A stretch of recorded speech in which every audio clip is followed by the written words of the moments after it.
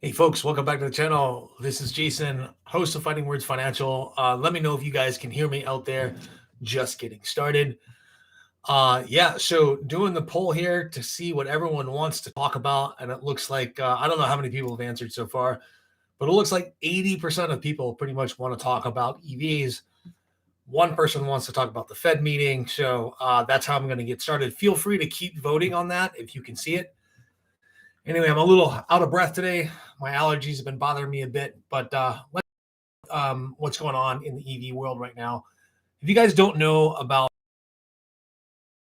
Gasco, it's called .com. It's a website that is dedicated to automotive news. I don't have an affiliate relationship with them or anything like that. I think it's just a good English language resource for news and what's going on in China.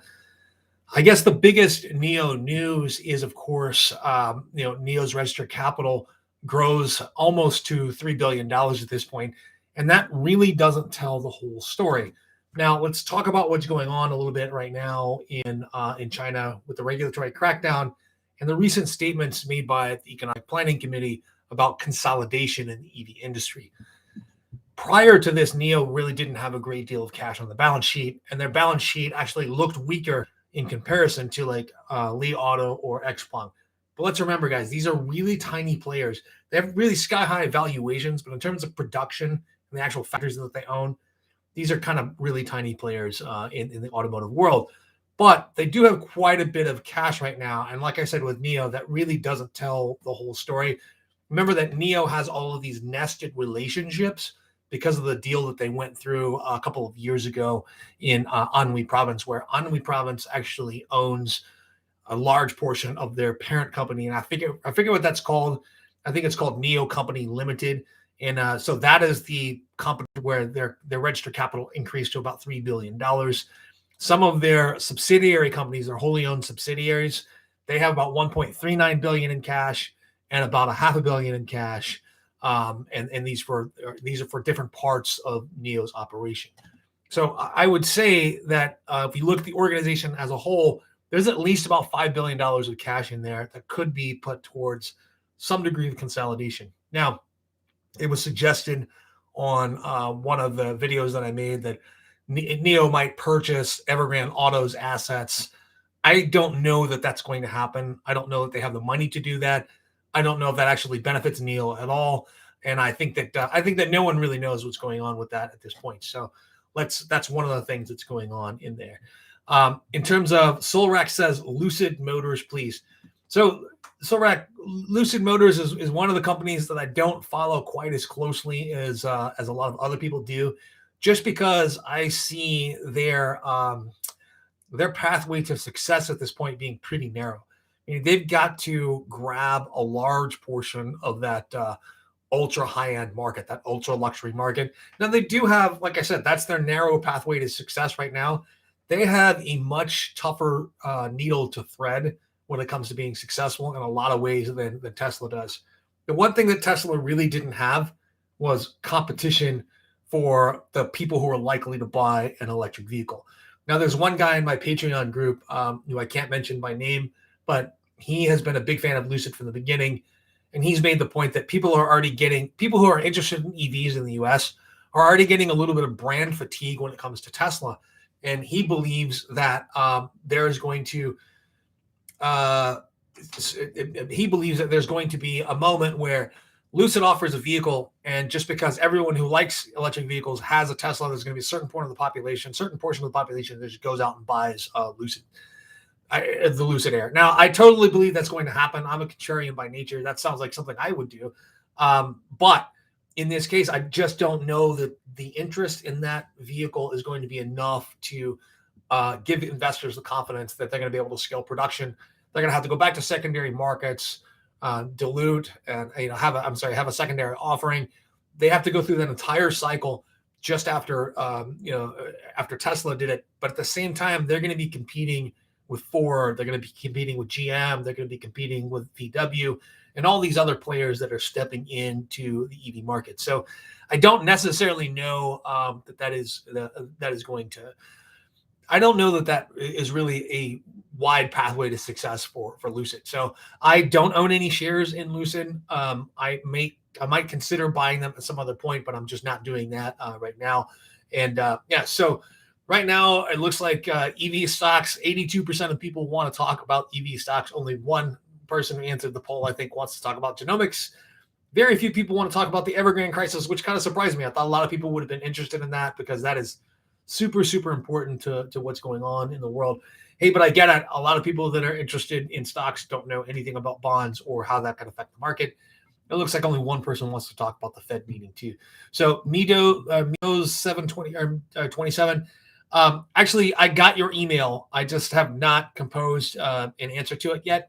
And let me tell you something. For someone who's not a native English speaker, that is an email that was really well put together and showed real command of the English language. So I think I remember that you were from Sweden or something like that. Anyway, Mr. Tater says APPH, not a stock that I've looked at yet. It's something that I'm totally willing to do. And GC says talk about Fintech, and Sheila's Joe says let's have a SoFi update. Yeah, let's have a SoFi update. So if you guys don't know about SoFi yet, we're talking about social finance. This was a SPAC that was put together by Chalmouth Balahapatia back when SPACs were the hottest thing on the planet. As of today, though, they're kind of not so hot, and for a couple of good reasons. But SoFi in particular has been a high confidence pick of mine. I have a substantial position in that stock, so keep that in mind. I am pretty biased here. So I've written that stock down. I invested initially. I think my average cost, and that's probably about $17 a share. So I'm pretty far underwater at this point, and I have shares all the way up to like $24. So my confidence in this stock has to do with my experience in the financial industry, the way they're building sticky relationships, and the way they're cross-selling to existing clients, which are their cheapest customers to acquire new business from, and the type of clientele that they're targeting. They're really targeting that high net worth, not well-served clients, folks who make over $100,000 a year, who are millennials, who are tech savvy. And this market is probably a lot bigger than people think it is. Those in the financial industry, you learn what's called the 80-20 rule, meaning that you make 80% of your income off of the top 20% of the people in your book of business. SoFi is just taking that to a corporate level at this point. They're really advertising and attracting, and they started off by building a book of business and student loans. And if they were really smart about that, they built their book of business and student loans for people who would be majoring in STEM subjects or in high-paying activities, and really getting these people hooked into their ecosystem. So SoFi is really doing a great job of building this ecosystem that is not necessarily entirely contained, but they keep adding functionality into their ecosystem. Their trading app is one of the things that people talk about a lot. I think it's actually one of the weakest parts of their offerings.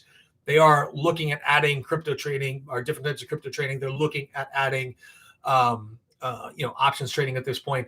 But they have so many other offerings. Like I'm actually looking at some of their business offerings right now for a couple of the different businesses that I run in terms of transaction processing. And I'm even looking at accepting crypto for membership at one of the gyms that I own. So I think that's my partners right now. They're not exactly convinced that this is a good idea. I'm telling them that it's really sort of a long-term investment idea. We can take a slice, 5% of the the memberships at our gym and say, hey, we're going to accept crypto from you guys, limit that amount, and it's going to go into a digital wallet for the company and build wealth over time, right? So that looks like something that SoFi is kind of working on at this point. They already have this payment system set up, and they're working on allowing us to use crypto for that. So I'm really positive on SoFi. So for that reason, I'm kind of biased, right? But SoFi is up almost. It was up last time I looked at it at this morning, like 11 o'clock in the morning. It's up about 10%. That's really due to the initiation of coverage by some analysts, or by one analyst in particular. I can't remember the guy's name off the top of my head, but he's a pretty famous analyst. Now, look, guys, I don't really like price predictions. I don't really like price targets because price targets are very short-term in nature. They're usually, this analyst is saying that this company is going to be fully valued 12 months from now, 9 months from now, whatever his date is. I'm a super long-term investor. And if you guys haven't figured it out right now, if you're a long-term investor and you talk about long-term investing, you're not talking about high-frequency trading. You're not talking about, like Forex trading. You're not talking about, crypto trading or anything. The algorithm doesn't reward you for that, right? we are incented to push you based on the ads that are served on our channel. We're incented to push you into short-term trading. I don't do that. I talk about like long-term investments and long-term trading. And that's one of the things that's probably going to hurt my overall viewership over time.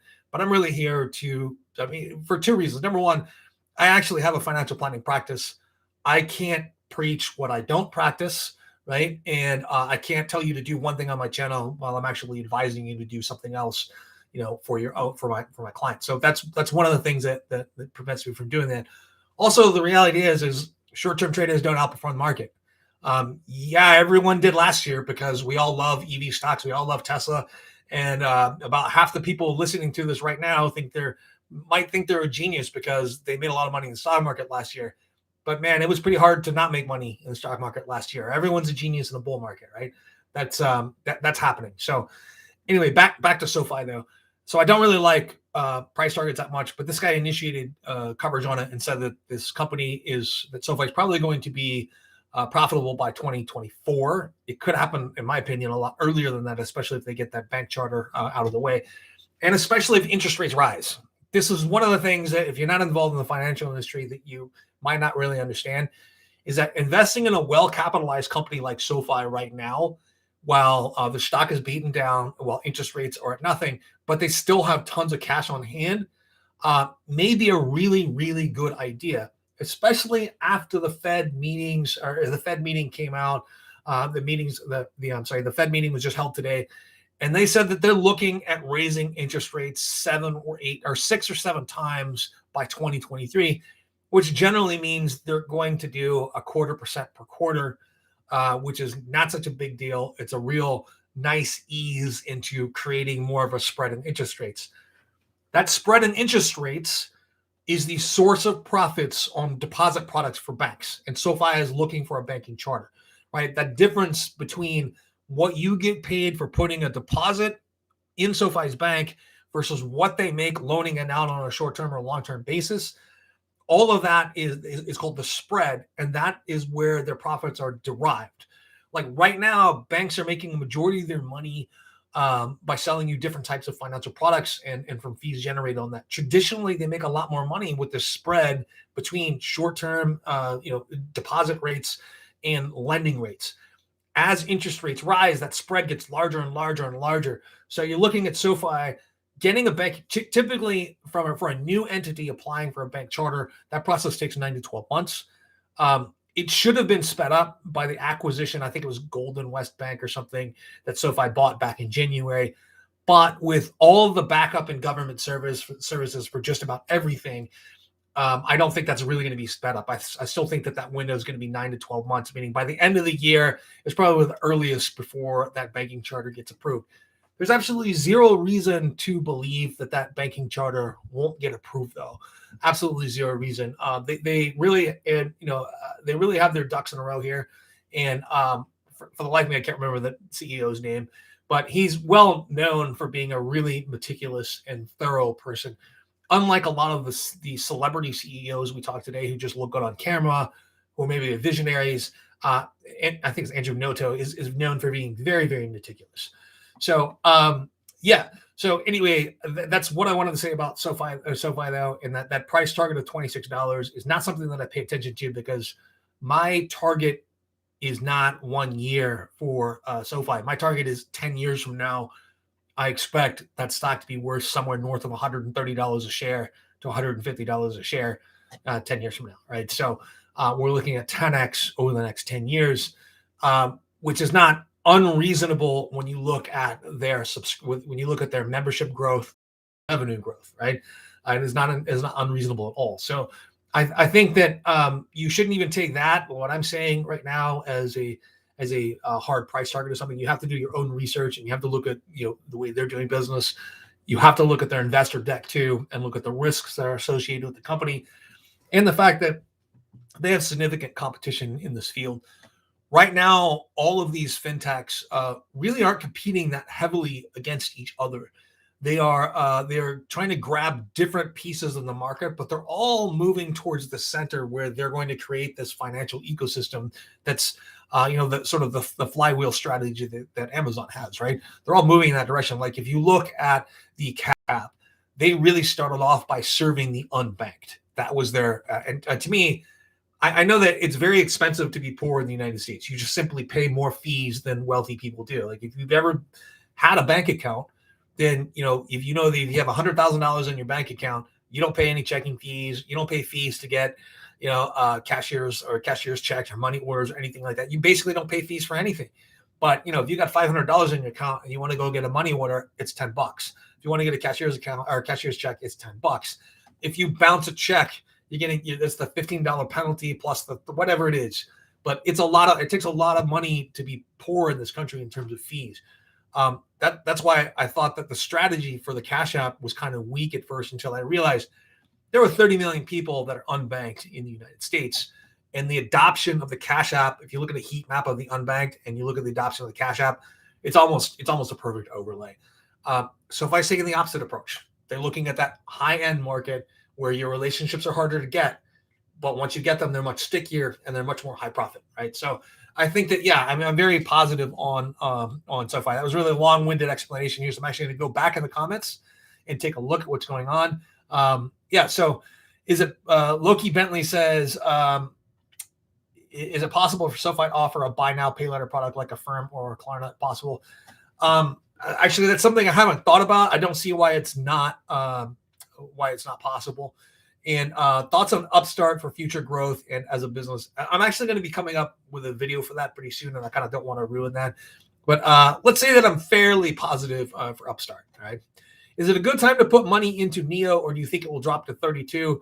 It's been, let's see. I kind of, just by my hesitation, I kind of let the cat out of the bag here. So normally I don't mention the company if I buy or sell the stock within 3 days of the purchase or the sale. But I did buy Nio recently at, I think, $34.70 a share or something like that.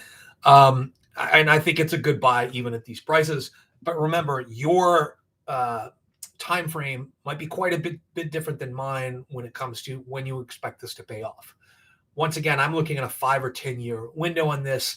I care nothing about short-term trading. I basically, because of the tax bracket that I'm in, I'd rather collect everything as long-term capital gains and have nothing as ordinary income that'll push me up into the next tax bracket. I posted something on my community chat 2 days ago, and somebody said, well, I saw this crash coming and I sold out 4 days ago, all of my stocks. And I'm thinking that's great, but a vast majority of people who make a living, trading stocks, and a vast majority of people who have large portfolios, they can't liquidate all of their stocks. You can't eat that much in taxes, especially all of the short-term capital gains that a lot of people probably have right now, or even if a lot of it's long-term capital gains right now. No one wants to eat all that tax at once. You want to do that little by little over time.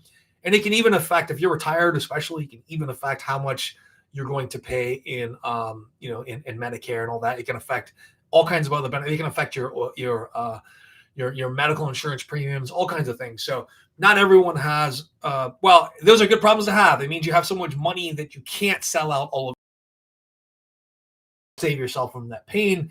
But it also means that you're not necessarily buying at 8 to 10% less and getting more over time.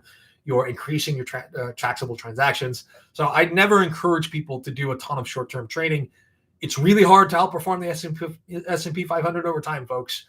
88% of professional money managers can't do it. Now they have a couple of different pressures on them that don't allow them to make the decisions that an individual investor like yourself can do. But yeah, so is it a good time to buy Nio, or do you think it'll drop, or do I think it'll drop to $32? So the $32 per share for me is meaningless. But I do think that it's meaningless in terms of, is that the actual value of the company? I think it's meaningful in terms of, I think that's a psychological bottom for the stock. That I don't think if it dips below that, I don't think it dips much below like 28 before bouncing back really quickly. Nio has been really, really volatile over the last few months. And any time it goes below 38, it tends to return pretty quickly to that.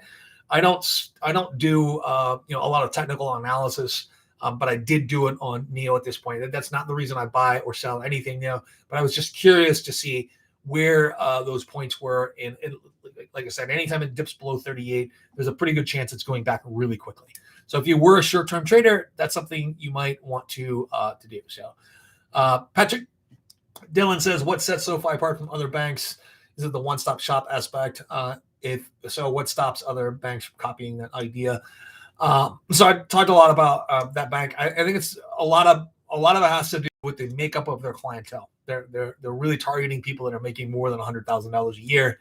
They're doing that without having physical locations, and they're doing that by using student loans to get it. Right now, I think student loans still make about 83% of their revenue. They're growing their other revenue streams over time, from their technology platform, like their Galileo Financial Services platform, to which kind of like the Fintech for fintechs. So it's a software service platform, to all of their loan products, to their business products. There are other banks that could definitely emulate this. They're not going to be able to do it with a starting clientele base that makes over $100,000 and is a profitable relationship. You have lots of folks, like I worked for a couple of regional banks in California and a couple of like big wirehouses and things like that.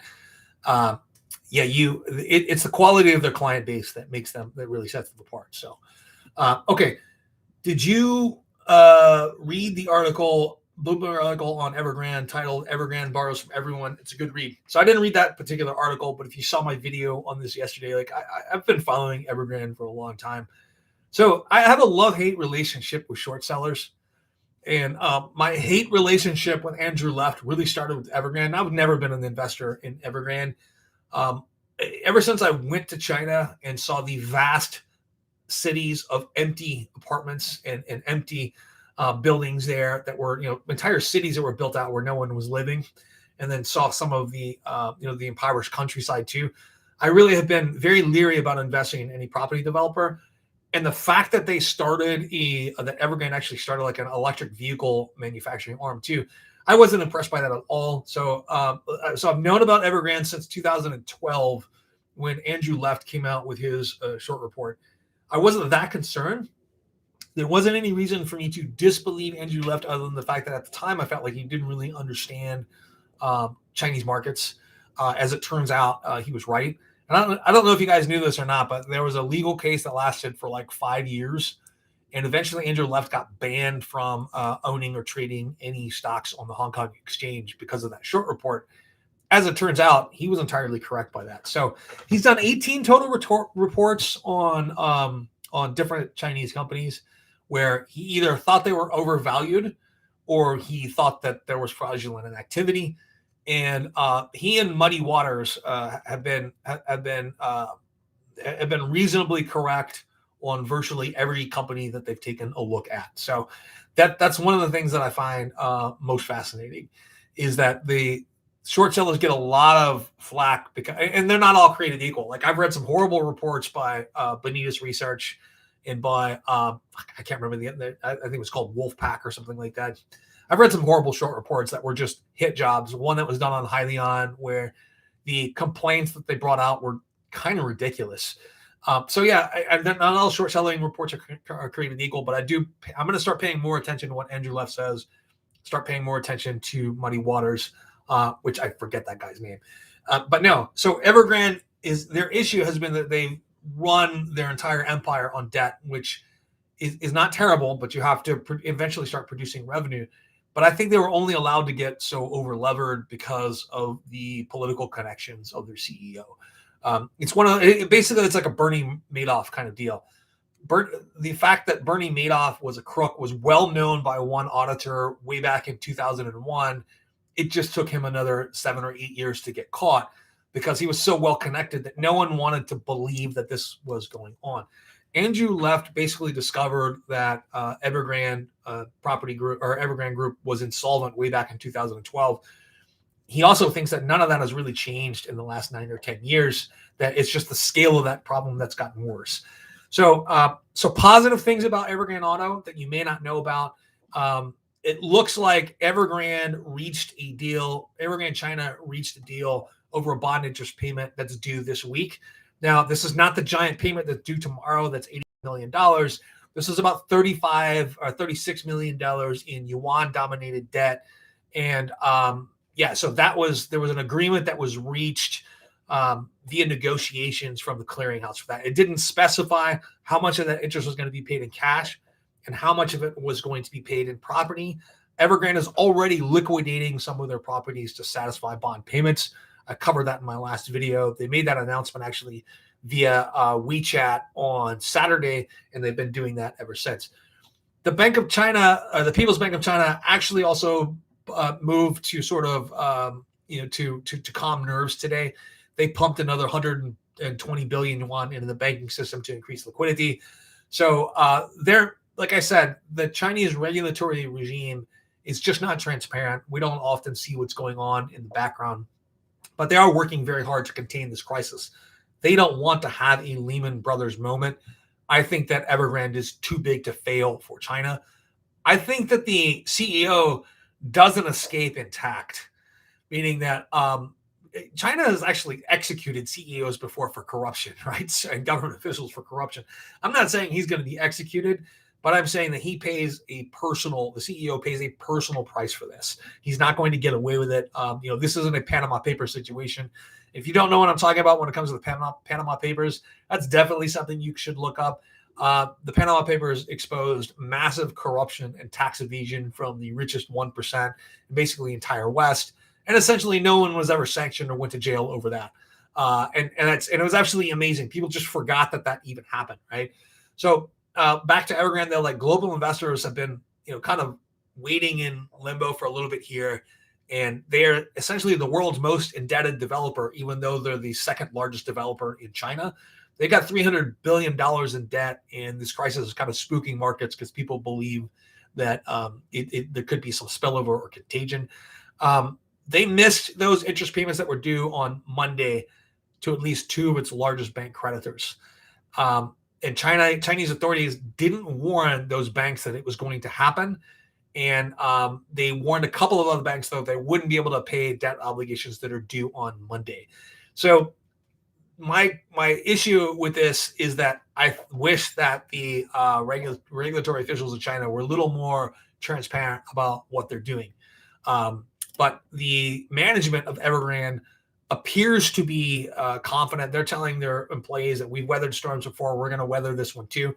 I don't know that that's true or not.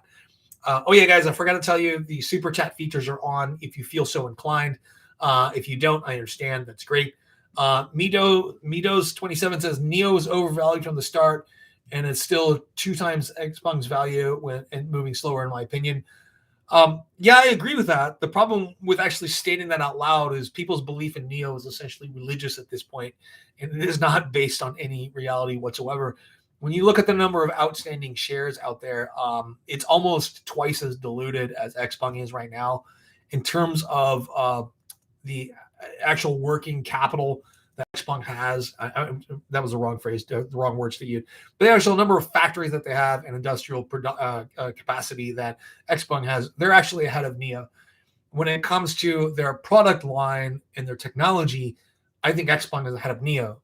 When it comes to their self-driving technology and the projects that they're investing in for the future, some of them, like the Xpeng's AI controlled horse, I don't know. I think that's a ridiculous waste of money. Their flying cars, I'm unconvinced that that's going to work in a place like China. So, but I do want to I want to reserve judgment on that. But I do think they are further along than Nio in a lot of respects.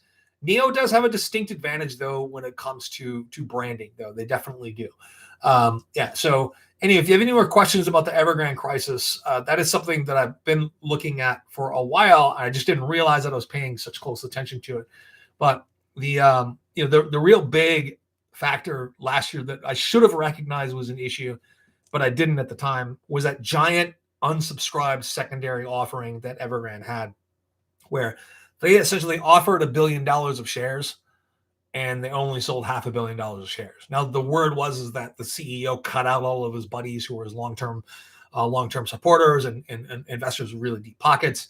I think that's not true at all. I think that's a false narrative. And I think that those big investors had good inside knowledge of the company and they were already sweating and they're already deep into Evergrande in terms of the stock they own, the bonds that they had out there, or the bonds in their portfolio, and they decided they weren't going to take any more risk, and the general public wasn't interested, and the retail investor wasn't interested. That should have been the biggest warning sign.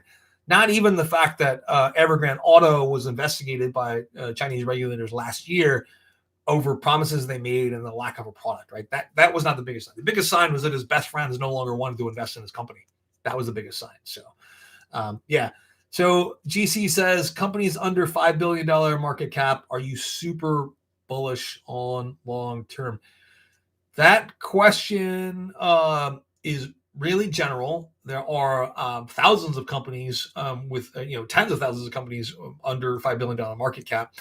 I'm not sure what you're asking there, but look at the returns of small cap growth funds, ETFs, versus other sectors like large cap, mid cap, value, all that stuff, and you'll see that just owning a small cap index fund in a lot of ways can be better than trying to buy tons of small caps yourself. So Goldmine says, I sold half of my Nio and bought Alibaba. So in the short term, I think that is going to be an extremely profitable move in the short term. Long term, though, I think that Nio still has room for a lot of explosive growth here. And Alibaba does too as well. I don't think people realize just how many pies Alibaba has their fingers in at this point. So see, Anvar H says, Jason, good to see you as always. Is Evergrande going to affect the Chinese EV market like Nio, Xpeng, BYD? Keep up with the vids. Really enjoy the content. Thank you, Anvar. You're always very, very supportive of my channel, and I really thank you. I think there's going to be some degree of spillover effect, but remember, perceptions of Chinese electric vehicles and in the United States and in China, and perceptions of the spillover from this bond debacle with Evergrande, they're really disconnected from reality in a couple of ways, right? The enthusiasm of the American investor pumping up the ADRs here on the New York Stock Exchange might have very little to do with what's actually going on in China. In terms of actual effect, though, I don't think that it has, unless there is a general crash in the Chinese economy, I don't think it has any sort of effect on Nio, Xpeng, or BYD in the long term. I think that Evergrande is probably going to satisfy their creditors by selling off a lot of their assets and their unfinished product, by a lot of their unfinished projects. So, yeah, that's my opinion. So, Shula's Joe says, isn't Andrew Left the guy who wrote a report criticizing Jumia before he bought shares in Jumia? No, he owned. So he shorted Jumia. That's kind of thing. He wrote a report shorting Jumia, saying that basically didn't have the sales to support what they had. So he always discloses, and anytime a short seller reports on something like that, they are required by SEC regulations to disclose that they are short that stock, and if the stock goes down, they're going to make money, right? So that's one of the reasons why you should always look at short seller reports, keeping that in mind and realize they are biased in that respect. But remember, they're exposing their bias for everyone to see. They have a profit motivation to do that. But if they lie about what they find in their report, they can be sued for that and lose. So Andrew Left didn't lie about Evergrande. He still lost a lawsuit against regulators in China and ended up not being able to trade on Hong Kong markets for the last 5 years. So, by the way, his trading ban expires at the end of this year, I think. So, but he's not giving us any word as to whether or not he's going to do that. So, Mohammed Dar says, are you bearish on Nio in the short term? I think there's good reason to be bearish on Nio in the short term. It's just in a consolidation period at this point. So when you look at when you look at a lot of companies like this that are trying to be disruptors in an existing technology, they tend to move in fits and starts, meaning you have explosive 100%, 200% growth in 1 year, 1,000% growth in 1 year, and then the stock stalls out for a couple of years, and then it blows up again. And it's really hard to predict when that's going to happen. A lot of times it's not the catalyst events that everyone thinks that it is. So the Model 3, even when it first came out in 2016, that really wasn't the catalyst event for Tesla to take off. It was really when that clear path to profitability came, meaning that the only reasons that they weren't profitable is that they were pouring money into building new factories and new technologies. But you could see that the sales were increasing, the revenues are increasing every quarter. That's when you started to see Tesla really take off. But prior to that, it went through long flat periods. I remember just not looking at my Tesla stock for years because I was either, I bought like 100 shares in 2011 and another 100 shares like in 2016. And that 2016 purchase was basically underwater for 2 years. I got to the point where I just didn't look at it because it was depressing. That's kind of where I am. It's where I was with Nio when I first bought Nio at, I think it was under $2 a share or something. And it was really speculative. I'm like, well, I can afford to lose a couple $1,000s if I'm wrong about this. Or there wasn't even a question of me being wrong. I bought that stock originally for all of the wrong reasons. I just like electric vehicles, and there wasn't a good investment reason to buy it. I just couldn't afford to lose the $5,000 or $6,000 that I initially threw into it. That was the real issue, right? So I got lucky on Nio stock, and when I say I got lucky, it's luck that's followed me throughout my life. I just happen to be invested in what I'm interested in, and that ends up becoming what's popular in a lot of cases. So this is the other thing is being invested in a couple of things that were like sort of underground performers. Like I was an early investor in Hansen Natural Products, which is now Monster Energy drinks. But that's a long story. But I actually invested in Hansen Natural Products because a girl dumped me. So really long story, but ended up making close to $750,000 on that one single stock because a girl dumped me. And I think I may have told this story in a live stream at one point. I'll do it again. The girl actually knows the story too, or the woman now actually knows the story too. So it's kind of funny. But yeah, GC says, I don't know where the rest of my question went. All right. Yeah. I've had weird connection problems with chat myself today. I got kicked off of chat on something else a couple of times earlier. So, Mito says, what do you think about Xpeng's current market cap of 30 billion-ish and BYD at 100 billion? So, I think BYD, even at 100 billion, is probably undervalued. They do a lot more than build cars, guys. They make batteries for cell phones. They make batteries for watches. They're one of the largest battery makers on the planet. They're either fourth or fifth at this point. And the only reason they're fourth or fifth is because CATL and Panasonic and LG have just expanded. And Tesla have stepped in there too. But they have a huge business in producing batteries. They're one of the largest lithium battery makers on the planet. Their Blade battery is going to do great. Number one, I think it's going to be a lot of new EV companies in China.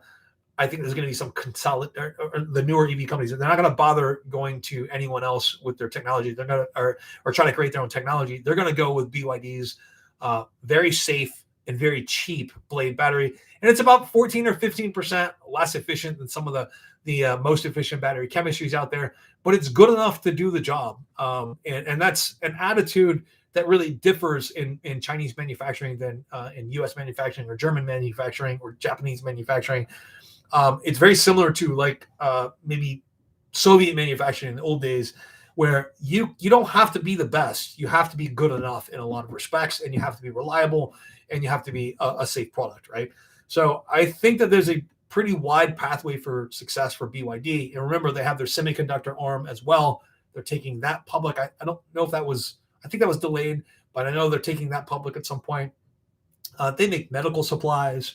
They don't just make cars. They make a million different products. They make solar panels. They have a battery storage solution unit, kind of like Tesla has Tesla Energy. BYD is doing kind of the same thing. So I think that BYD is entirely underrated at this point, and I'm slowly acquiring shares. So I dollar cost average a few BYD shares every month. And in terms of Xpeng, it's overvalued at this point in terms of how you value a company based on its current cash flow. Of course, it's overvalued. Even if you look at how you value a company based on its price to earnings growth, it's still overvalued at this point. I just think it's going to grow faster than all of us anticipate. I think that 5 years from now, they'll be making 1.5 million vehicles and selling them in China, and maybe 500,000 to 1 million vehicles overseas in the next decade. So I think that, I think that's one of the things that Xpeng and Nio are both going to do, is they're going to be the first premium brands of anything Chinese to be sold outside of China, or at least to be sold in the West.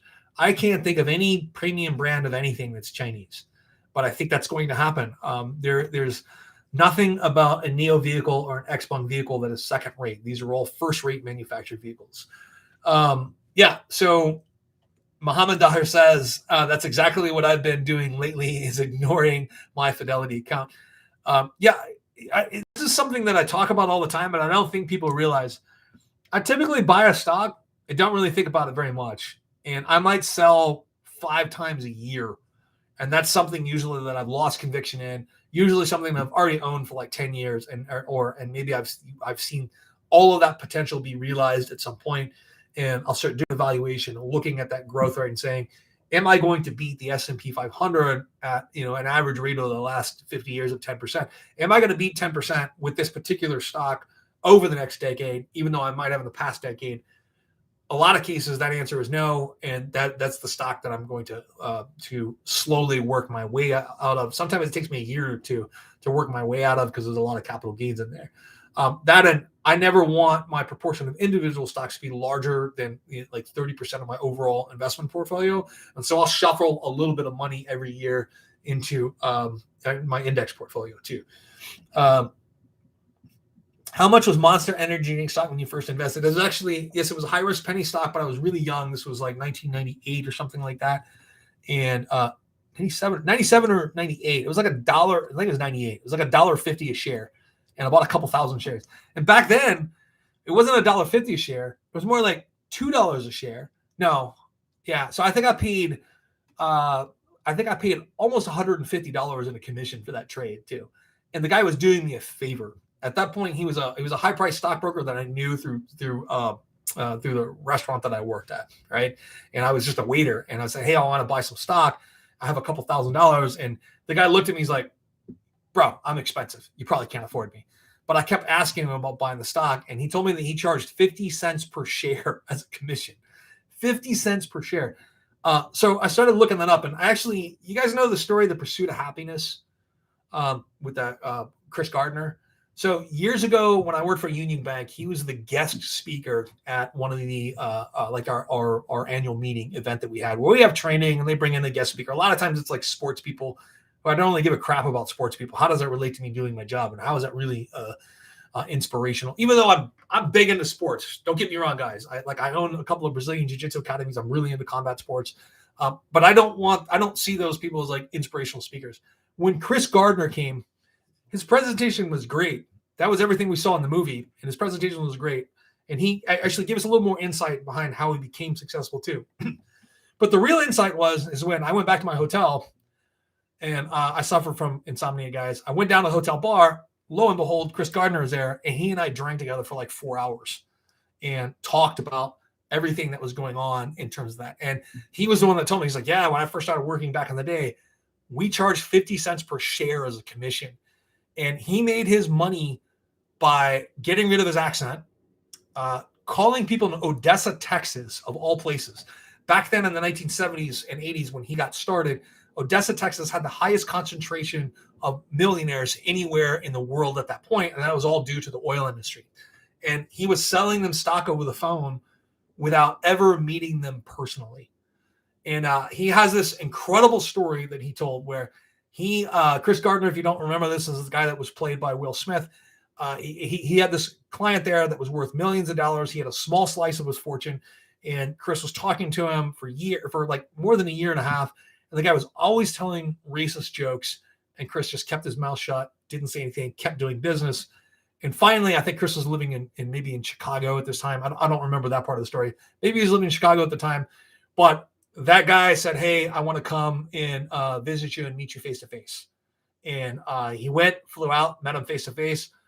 He said he went totally white when he saw him, shook his hand. They sat down. They talked about nothing but business for an hour.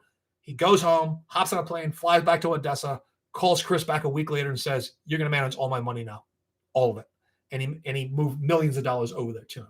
So, and he told me the story over drinks, and it was really amazing. He also told me there's going to be a part 2 of Pursuit of Happiness. That has never happened. So, but that's a great sort of the way he described how he got started in the business was really amazing. Like that's something that wasn't covered. You just saw him get the job at Dean Witter. At the end of the movie, you didn't see how he built a company up and then sold it for $100 million. He ended up selling his company for $100 million. I think that was a pretty amazing and inspiring story. So, so back to Monster Energy Drink. So it was Hanson Natural Products when I bought it. It was about $1.50 a share. And I bought a couple thousand shares, and it didn't do a darn thing until about 2005. And that's kind of when organic and natural started taking off in terms of money. And I think Monster Energy Drink came out around 2012, and then 2013, 2014 is when I changed the symbol. And but yeah, that ended up being a large reason I was able to buy a home in Southern California. It's because of investing. So Keith X says Evergrande has their own electric cars too. You think the CCP took Evergrande down single-handedly with its policy change?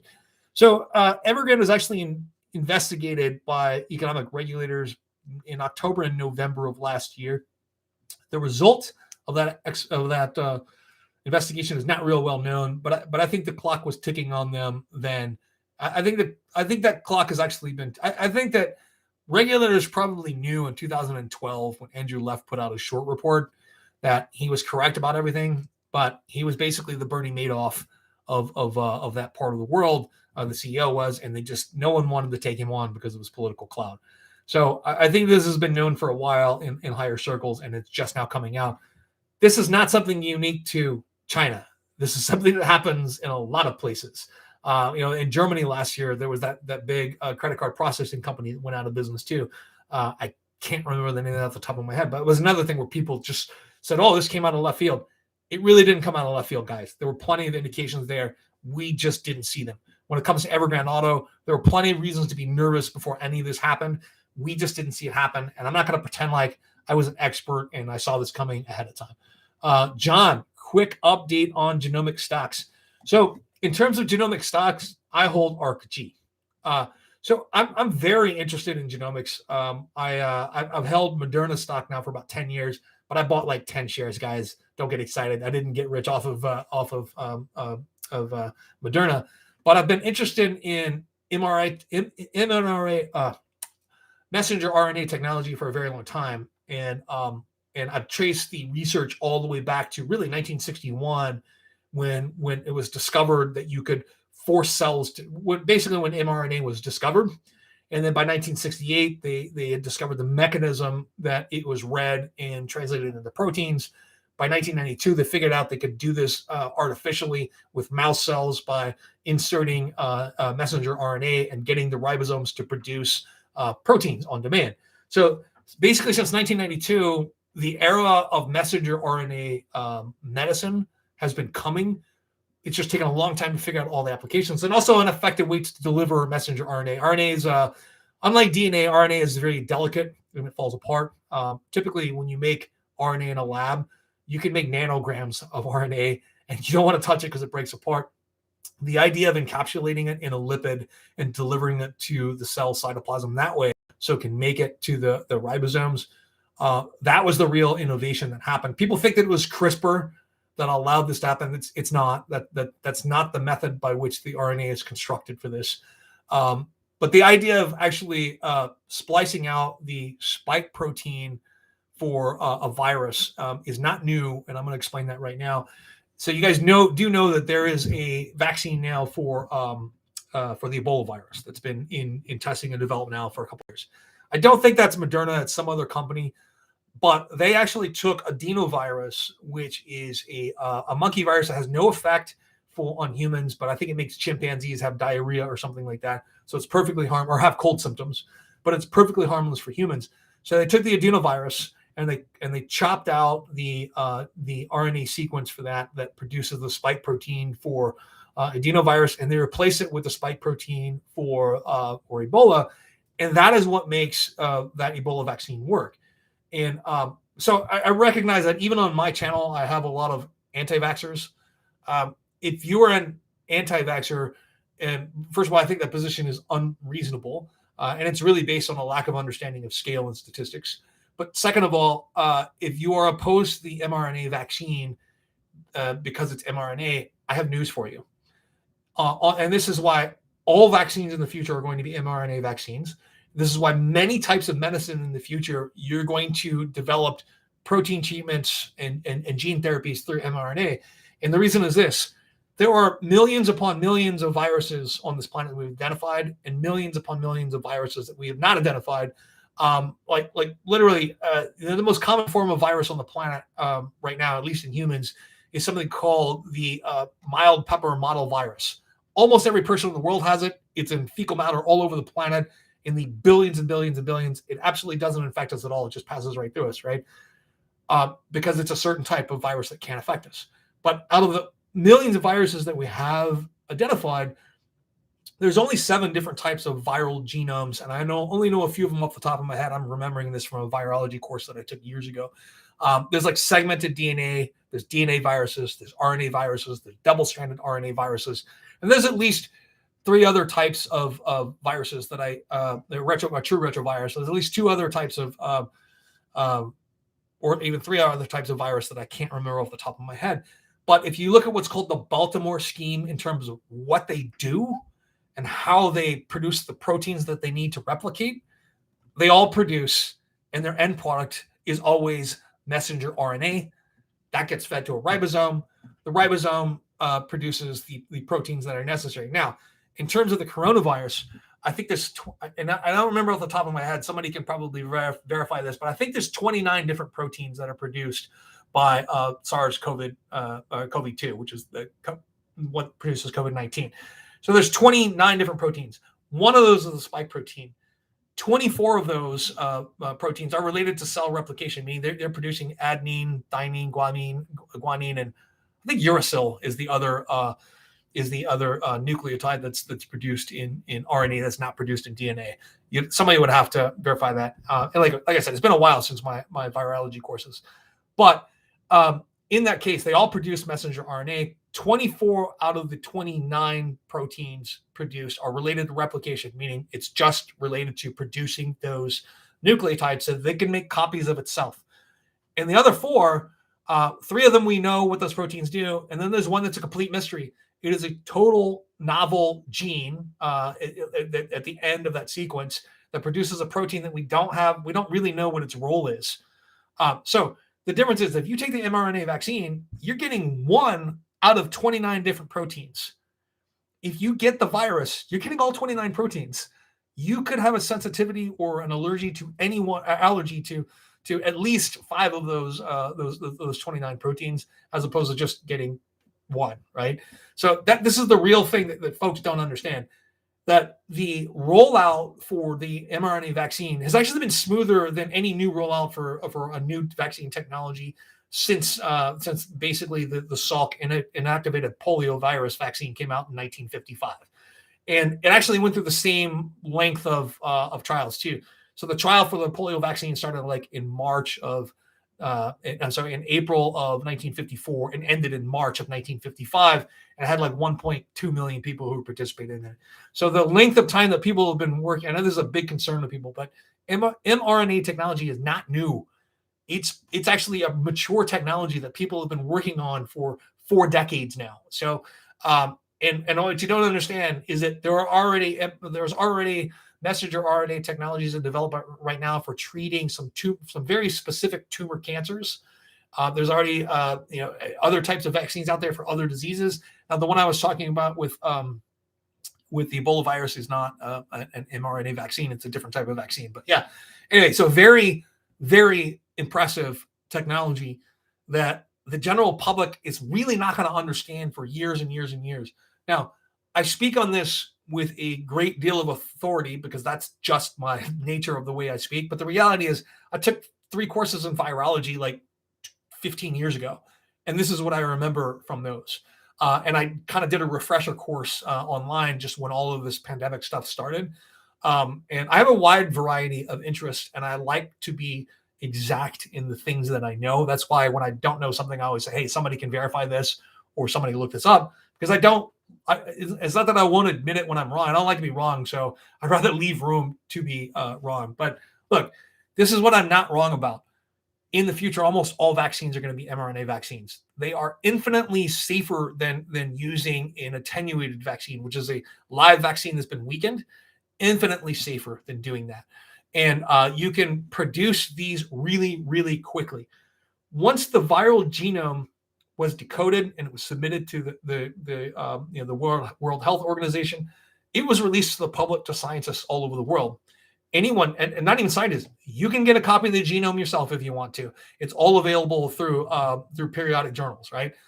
2 days after receiving it, a married couple who managed BioNTech in Germany, a married couple, these two Turkish immigrants, they actually produced the example of the first working vaccine that they would need to test after 2 freaking days, right?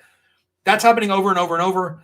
Moderna right now has an AIDS vaccine that they're testing. This is game changing for a large portion of the world, an AIDS vaccine. I think that's absolutely amazing. Nothing else that we've done so far, like all of the attempts to make a DNA vaccine for AIDS have failed at this point. So the mRNA vaccine may be that only option to curing that disease eventually, other than, we get zero transmission or something like that. But yeah, so anyway, that's my update on genomic stocks, that there's a huge market for genomic medicine in the next couple of years. Trillions of dollars, I think, larger than EVs in the future. I think that so many treatments are going to be gene treatments in the future that it's really hard to understand the scale of what genomics is going to be worth. So here's the problem. Understanding the products that people have is very, very difficult. I don't feel qualified to judge, and this is the reason why the only genomic stock that I own outright really is Moderna, and that's only by accident. Everything else I own through ARG, because I think that it's far better to bet on the entire industry. There's going to be a lot of technologies that don't work. There's going to be a lot of ideas that don't work. And I think it's far better to own that in an ETF than it is to try and pick individual companies. And I think that, I think that all of the expertise in genomics may not help you if you are an investor in the genomic revolution, because of that process of going through FDA approval and how many therapies fail that process, how many drugs fail that process. So I think that it's far better to own the genomic revolution through an ETF. Anyway, John, I hope that answered your question. That was a really long-winded answer too. Pat Mulligan says, do you know anything about ENOB? I do not. And Ali Sefara says, it's Wirecard. Wirecard it was. Yes, it was. Why is Palantir in ARG? Actually, there's a very good reason why Palantir is an ARG. So when it comes to the human genome, there's 3.5 billion base pairs or so, and we know what those base pairs are. We don't know what the combination of those base pairs means in terms of, we even know distinct sequences and how many genes there are within all of those 3.5 billion base pairs, but we don't know what those combination of genes do when they interact with each other. Because some of them have a purpose, some of them don't have a purpose, some of them, the purpose isn't obvious. The human genome is not this perfect machine. It's more like, let's think of it more like this. It's more like Windows 3.11, not even Windows 95, Windows 3.11 with 40 years of random software updates and every virus you could think of. Just for an example, 5 to 8% of your genome as a human being is not even human. It's actually viral DNA for something called human endogenous retroviruses. Anywhere from 5 to 8%. And I say 5 to 8% because scientists can't even determine whether some of these came from HERVs or not. So, which incidentally, that's one of the ways we track our separation from our primate cousins, is the type and number of HERVs that we have versus them. So it's one of those things that's been around in biology for quite some time. But you need artificial intelligence to decipher those relationships. It was determined a long time ago that DNA was essentially a code that transmits information between generations. It preserves information. That information is not decipherable by the human mind. We're going to need deep learning and AI to do that for us. That is why Palantir is in ARG, is because Palantir is, I don't know this for a fact, but it's most likely already being used by many genomics companies. So recently, I didn't tell you guys this outright, but recently I had a chance to sit down and play with Palantir software. It was less impressive than I was hoping. And especially when I talked to the engineers who worked on this, Palantir is really a visualization software. And that's really what it does. A lot of the back end sort of data analytics is still done by like an outside programming group or by the people that you hire from Palantir, right? That's selling a service. Their product is really a visualization package, and the service they sell you is the data analytics behind that. Right? This is one of the reasons they talk about their company the way they talk about their company, right? But I would say that Palantir is probably in there so you can map the relationships between gene interactions. That is all companies that are doing this or trying to do this on their own.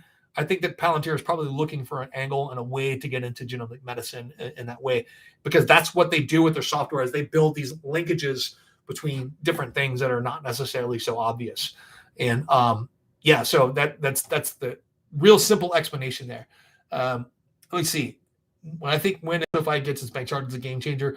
It does. I think SoFi is going to be one of those companies that's going to hang around where it is right now, and then it's going to bump up to like 24, 25. Then it'll stick there for a year or two, and then it explodes. And then when like I said, it's not going to be necessarily one catalytic event. It's going to be this buildup of interest that happens and fits and starts over time. So, any advice for becoming a financial advisor? So the advice that I could give you is this: my pathway to success was really narrow, meaning that I always told people the truth. Never exaggerated capabilities. After the first 4 or 5 years in the industry, I stopped selling things like annuities because I realized no one tells you that most annuities are sold to most people for mostly the wrong reasons. And then you figure it on your own that most financial products are sold to most people for mostly the wrong reasons as well. So your financial advisor, every financial advisor, is out to make a buck. And there's nothing wrong with that. But you have to understand that they are brainwashed into believing that they're they're incented to put you into financial products. I think that the best pathway to becoming a financial advisor that you can be proud of is to go work for what's called a registered independent advisor, where they work on a fee-only basis or a fee-based service, or they act in a fiduciary manner. Not all of them do that, by the way, but you can find someone who does that. Like my business in particular, because I'm so independent, it's fee only. I prefer an upfront fee. I have very little in the way of an assets under management business. I prefer you pay an upfront fee where I'm not putting you in any sort of investment product, and I'm just giving you advice on financial planning, and that's it. It's a very clean relationship. It's one that's unbiased because I'm not selling you any products or anything like that. I think in a way, that's the only way. And so look, the most successful people that I know that are financial planners are simply the best liars. Or not financial planners, financial advisors. They're simply the best liars. I worked with a couple of guys who knew nothing about finance, knew nothing about the economy, knew nothing about anything really, but they knew how to sell you a mutual fund and they knew how to sell you an annuity, right? That's all they knew. And they were not doing their clients any favors. They weren't acting in their best interest. They were doing they were doing what was suitable for the client, but what was in the best interest of the advisor. And that phrase is very exact. What was suitable for the client, which satisfies a suite of rules that FINRA puts out, but they're doing what's best for them as the advisor and what's best for their company because that's how they're incented. The only way to avoid that is to have a fee-only or fee-based business, and it's very hard to get off the ground when you do that. Right? It is really hard to get off the ground. And so I feel like when I work with people now, I can provide them the best advice and information out there. And I feel really comfortable and happy about what I do because I realized that early in my career, I was brainwashed into doing things that weren't in the best interest of the client. And I regret that. So do you know much about Intel? Mito says, do you know much about Intel? What do you think about their future potential? And when would you maybe consider them undervalued? I think they're trading around an 11 PD value and around 3% dividends. I think they're undervalued now. Is their dividend really 3% now? So that is an individual stock that I have in my portfolio, and it's been there forever. It's not one of those that I'm going to sell. It's a solid performer over the years. I didn't realize that their PE was 11 at this point, and that their dividend was 3%. If that is true, I want to verify that it's not a value trap to some degree. I don't believe that it is, though. They're still an innovative company. They're still doing a lot of research. And this is the right time to be a chip maker. That much I can tell you. Talk about Li Auto. So hold on. Talk about Li Auto for a minute. Danny Gebra Michael. Oh God, I really hope I pronounced that correctly. So Li Auto is doing 90% of things right. Meaning they're just selling vehicles and they're producing vehicles. They're not causing any waves. Their strategy is really successful right now because it's part of that whole NEV package, but they have that that gasoline engine on board that acts as a range extender, and I think it's overcoming range anxiety. I think what they need to do now is to develop new products to have new. I think that that their market right now is not limited. That there's a lot of room to sell full size SUVs in China. Their market really isn't limited, but I think they could stand to diversify their product line. And I think that they are probably going to look at acquiring some technology in terms of like self assisted driving and things like that. But yeah, Li Auto is kind of like the unexciting version of Nio and Xpeng, where they're just not creating waves, but they're creating results. They're selling more vehicles in both of those companies right now, and I think that's very impressive. It's one of those things where, like, you guys know who Xiaomi is? Xiaomi is the fourth largest producer of cell phones on the entire planet, but most people outside of China don't know who they are, and they managed to steal that market share mostly from Apple without anyone noticing in China. Apple's market share not just China, but worldwide. Apple's market share when it comes to cell phones is only about 13 or 14% now. Xiaomi is one of the companies that stole huge portions of that market share, and basically nobody noticed. They did it by offering all of the features that Apple did at a lower price and on Android's platform, but with equipment that's not substandard, but it's not top of the line, right? It's a cheaper. I think that not the substandard part or not top of the line part, but I think that Li Auto is kind of in that same position where they're going to be robbing market share from companies out there, and they're not even going to notice that. So are you interested at all in the Moderna versus Avis court battle about the mRNA patent? Yes and no, because that's just going to be settled out of court. There's actually no, you can't patent mRNA. It's in every single one of your cells. It's produced by every virus on the planet, and it's really hard to. So I've read about what's going to happen. I think there actually is the lipid encapsulation, the delivery technology is the thing that they're trying to patent. Even that's going to be like hard to determine, like who's actually responsible for that patent, right? Who actually gets credit for that? So like I said, this is 40 years of research going on. All of it's published. All of it's public knowledge, right? And much of it's public funded too. So yeah, I'm a little bit interested in that, but I haven't paid that much attention because usually these types of lawsuits are simply just settled out of court.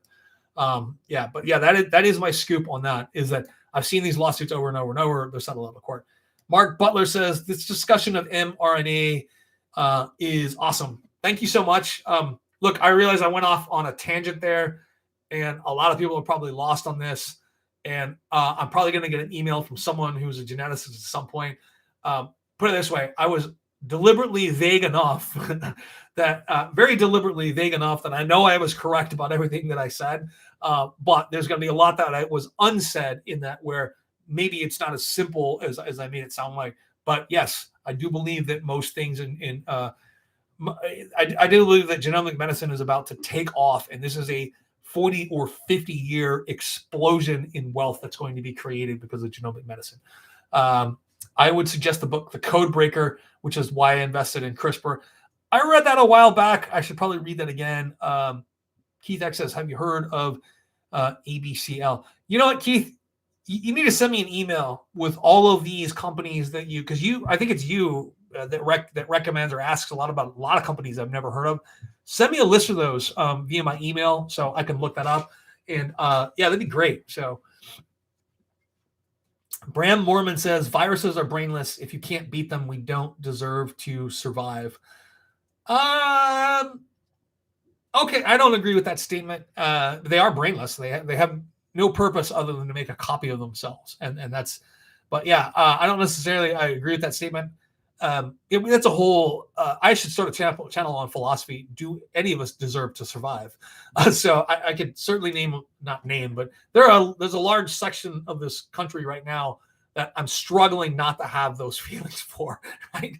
But I'm going to try and be a better person. I would love to have a podcast one day just on virology. The problem is I'm not a virologist and a virologist. So I recommend, actually going out and reading books on virology. Most of the people that I know that are anti-vaxxers actually don't know the first thing about viruses. And what they really don't understand is scale. They actually don't understand numbers. Like the difference between, we've given something like over 1 billion different doses of the vaccine in total now worldwide. And people don't understand the scale, the difference in scale between 1 million and 1 billion. If you gave out 1 million vaccines and like 5,000 of those people had complications, that's pretty significant. If you give out 1 billion of those vaccines and 5,000 people have complications, it's not significant at all. And let me demonstrate why. 1 million seconds is basically 12 days. That's so you can understand the scale of 1 million. 1 billion seconds is 31 years, right? People don't understand the difference in scale between 1 million and 1 billion. And this is the reason why people have fundamental misunderstandings about statistics, especially when you get into really, really large numbers. In fact, there are whole mathematical specialties in looking at really, really large numbers. I just got a text where someone said I'm like seriously nerding out today. I think it was one of my students, jiu-jitsu students, said I'm seriously nerding out on my on my live stream today. Sorry about that. Bram, anyway, thank you very much for coming back to one of my live casts. I actually kind of reevaluated, because of something you said, I reevaluated my position on the Tesla Semi and a couple of other things. You actually made the statement that a lot of what people transport is actually like low weight and high bulk, so people aren't going to hit that weight limit for battery powered semis. And I kind of reevaluated and redid some calculations that I had in terms of market penetration because of something you said to me online. So I wanted to thank you again. Mito says, I think that Lucid is getting pumped by Wall Street bets currently. Wall Street bets, I had to stay off Wall Street bets, and I'll tell you because Reddit is a black hole that feeds your worst impulses. And I have to admit that a lot of the people that are on Wall Street bets, I really feel for them in terms of how they feel they've been kind of screwed by society. But it's a trap that you don't want to get sucked into a lot. So Lola says mRNA is great if the coding is right, but it's not been tested enough in humans and only in HIV and cancer trial. That's really not true. It's been tested quite a bit. And the coding for a spike protein is something we literally cut right out of the viral DNA itself. So we know that the virus actually produces this protein. And so when it comes to any cell, a cell, in order to be infected by a virus and actually participate in replication of the virus, the cell has to be both susceptible to that virus and it has to be permissive to that virus. And those are two terms where susceptible means the virus can enter, meaning the spike protein. So basically every cell has these sentinels that basically allow these attachment points that allow materials to pass through the cell wall into the cell and out. So excreting waste and bringing materials in, right? So the virus has to have the right spike protein to access that access point to do that, right? So we literally, or not we, but scientists literally cut that directly out of the virus and included that in the mRNA strand. That's what actually gets fed. We know for a fact because we've observed the replication process millions of times at this point. We know in fact that that's what that particular protein does. It's cut directly out of the virus. So if you get the virus, you're getting that protein anyway, right? But I've heard people say like, I've got an immune system, so I'm not scared of the virus. I'm like, okay, if you're a general and you're going to war, you have an army. But wouldn't it be nice to have an army and the enemy's battle plans? That's what a vaccine is, the mRNA vaccine. It's literally just the virus's battle plan. You're going to prevent that virus in many cases from being able to access your cell because you've created basically an immune response. It's not 100% perfect, of course, but it's going to give your immune system essentially the blueprints, the battle plans to defeat this virus. So, I love Humicide. Solana is the real Ethereum killer. Oh man, You said my name correctly. Thank you for speaking about Li Auto. Thank you so much. Xiaomi's Roborock is awesome. Never vacuum again. So I've had a Roomba for a long time, so much that I bought like an extra battery for it because mine went dead. I wish I never had to vacuum again, but that dumb robot keeps getting stuck under things. Anyway, Alexander Hess says, is Solana the real Ethereum killer? So I'm not sure that anything's the real Ethereum killer. Ethereum keeps making improvements to their network. Solana had an outage for the network last week that caused like a 10% drop in the price. But I don't know that it's the killer. So I'm looking at right now Solana, Polkadot, and Algorand. I have dropped my interest in Cardano. I know Cardano has a cadre of maximalists that are really preventing the network from developing. And if you look at who's developing apps on the network, nobody is. Cardano's price is entirely supported by trading, and it's not actually supported by end use or actually developers developing on the network. Adam says, "Hey," and actually, that's who I got that information from. Was Adam? He's on here today. Are there any investors or super investors you follow or look up to? So, I am of two minds on this, Patrick. Number one, I'm a little bit old school. When I look at investing for the long term, I'm really looking at Warren Buffett, right? Having said that, though, Warren Buffett has some blind spots. He never invested in Apple, and not until he didn't invest in Apple when it really would have done his portfolio good. He didn't invest in them, I think, until after like 2011 or something. So he missed most of that explosive run up on there. But he has a lot of really good things to say about value, about paying the right price for something. Now, it's not advice that I follow all the time because I think that he lacks a fundamental understanding of disruptive technologies to a degree. And that's just part of his nature, right? He doesn't invest in things that he doesn't understand, which is fine. And I also like Cathie Wood, of course. Cathie Wood is going to be massively misunderstood this year, next year, and the year after. People, she has a short-term sort of motivation where she has to generate returns in the short term. Otherwise, the fund sees massive outflows. Then she's forced to sell to satisfy the outflows. But I mean, it's not a mutual fund, but when there's enough outflow, you have to destroy some of your shares and you have to create some new shares when there's lots of inflows. But it's not a mutual fund. You're not forced to like redeem shares or anything like that. It's an ETF. But she's going to be misunderstood in the next 2-3 years. She is a super long-term investor. Her core positions and ideas are backed up by the white papers that they produce. And a lot of the things that you think she's investing short-term in because she's buying and selling them now, those investments are staying on her radar and on her portfolio. They'll be back in her portfolio over time. It may be that she just sees some short-term opportunity that the rest of us don't.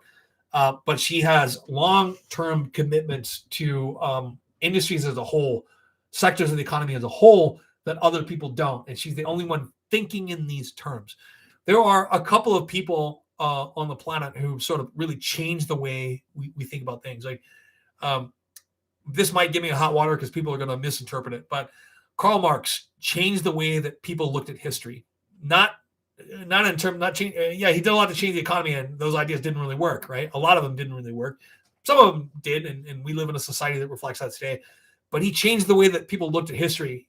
When people started looking at history after he came along, is saying that a lot of social change in the past was driven by friction between social classes, and a lot of the changes in rights, laws, came to avoid conflict and bloodshed to satisfy people and make them believe that they had a more stake in the system, right?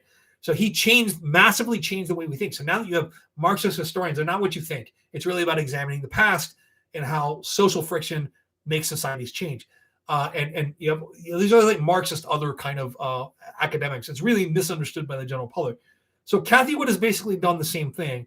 She's turned long-term investing on its head and looked at rights law, adoption curves, and in the framework of disruptive innovation. And that's how you invest to capture those multi-bagger investments over time.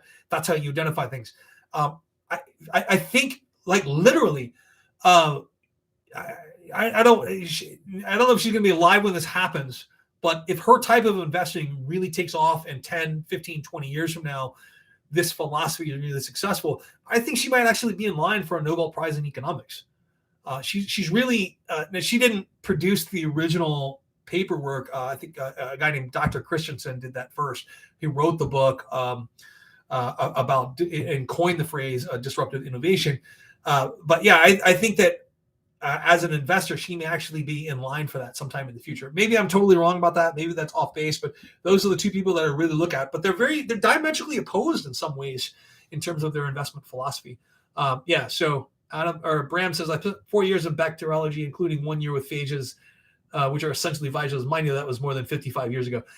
Hey, Bram, a lot has changed in 55 years. I can tell you that a lot has changed just since I took those 4 year, those 3 or 4 virology courses. Bram says, always glad to make a difference. Adam says, hold on. Adrian Cisneros, those kinds of people sound like the kind of people who would trust their immune system against STIs. Oh, Adrian is actually a friend of mine. He's got an odd sense of humor. He's hilarious. But he's actually right. So trust your immune system against STIs. Although Solana has a lot of development, Adam says it's one of the most utilized and is one of the most utilized chains at the moment in terms of total value, locked in commitments. Hold on a second here. I think I missed a message. I'm going to go back on Solana. Alexander says, I wouldn't consider anything a Solana killer. Crypto is all speculation. Crypto also has a wormhole, which helps it bridge Ethereum to Solana and back. So I think you can use the word interoperable. Like I said, I'm not sure anything is an Ethereum killer since there's so much emulation and there's not a ton of difference between a lot of the so-called Ethereum killer cryptos. I think that Adam is right. We tend to get enthusiastic about one cryptocurrency or another, but in terms of actual difference, there really isn't one. There really isn't a great deal of difference. Nathan W says, please talk about SoFi's future after acquiring the bank charter. So I did talk about that a little bit in the future, or a little bit in the past, rather. Maybe that wasn't entirely obvious, but they are going to be able to take advantage of the increasing spreads between deposit rates and lending rates. Right now, they actually don't really get any credit for the deposits they have at other banks because they don't have a banking charter and they have to use an intermediary. Once they're able to have their own banking charter and keep their own deposits, then they're able to take advantage of that spread between short-term, between deposit rates and the rates that they lend at. They're able to take advantage of all of that. And because they're going to get the banking charter when interest rates are at zero, and the Fed stated today that they're looking at raising interest rates 6 or 7 times in the next 2 years, they're going to capture all of that upward movement. And I think that's going to be, it's basically going to be an entirely new revenue source for them. And they're buying an existing deposit operation right now. And I think that this is just going to be very, very good for their future. And so Adam says, I'm here to save the day with crypto. All right, Adam. GC says, Nathan W., he already talked about it. Bank charter saving hundreds of millions of dollars, potentially billions in the long run. What happened until 2022? Martin Cousineau says, Jason, is Baidu overlooked in terms of an EV player? So yes and no. I think that most people who are heavily invested in the EV world realize that Baidu is actually a stakeholder in most of the large most of the most popular EV companies in China, and a stakeholder in dozens that most people in the West haven't heard of. And they made massive investments in AI. Is it overlooked in terms of an EV player? Possibly overlooked. Is it overlooked in terms of an AI player? I would say not at all. I think that's a huge part of the reason that people are invested in them. At least it's a huge part of the reason that I'm looking to add to my position when they're beat down. So I think that Baidu, while they've been a target of this regulatory crackdown, they don't have a CEO is quite so prominent and outspoken as the CEO of Alibaba. Alibaba is really big into investments in AI as well, into deep learning and machine learning. I do think that they're overlooked in terms of EVs, but maybe justifiably so, but not necessarily overlooked in terms of AI. And that's, so I think that their involvement in EVs is going to be incidental to their involvement in AI. And Adam moves on and says, I say Solana, Algorand, Cosmos, Terra, Avalanche, and Near. out of all of those, I own the most of Evergrande, and that was really because Adam got me turned on to them, and he's responsible for the reason. He's the reason why I did that video on Evergrande in the beginning. So, let me see here. Crypto enthusiast says Evergrande. I like the Evergrande story. I like the founder of Evergrande. I like the idea of how decentralized it is. I like the idea that they're investing massively in their own projects too, and they've made a lot of headway when it comes to use cases too. Polkadot has an issue with attracting developers due to high slotting fees. You have to take a big bet to use it as an L1. Yeah, I haven't done as much research on Polkadot yet. In fact, I'm working on a video for that too. So, all right. So, talk of the Chinese government pressure on securities, ED, PDD, BABA, DD. True. So the truth is about Mr. or unique Mr. The truth is that there aren't a lot of regulations in China, and they're having to work these things out. And there are a lot of things. So if we took United States regulators over there and we looked at China, they would probably not crack down on individual personalities like the Chinese government is doing, but they would definitely be looking at antitrust cases in terms of some of the ways that Alibaba's ecosystem is set up with their apps, some of the ways that the Baidu's ecosystems, and all these different companies that basically have apps where you can't even look at links on your phone that link to other networks. They're creating these self-contained ecosystems where you can only use and buy Baidu products on it. Now, Apple does that as well, but they don't necessarily prevent you from going out and reading a link on a website that's owned by a different company. All of these Chinese companies do that, and they create these siloed sort of communities where people, if you buy this one phone, you don't have a choice in terms of the products that you use. Now, to some degree, the Apple, we're doing the same thing with Apple right now over the not Unity platform, over the Unreal platform, right? With Epic Games. So they just won a lawsuit against Apple, sort of breaking down the walls with the Apple Store. What China is doing is on a much grander scale because they have to. So I think Kathy Wood is wrong about this.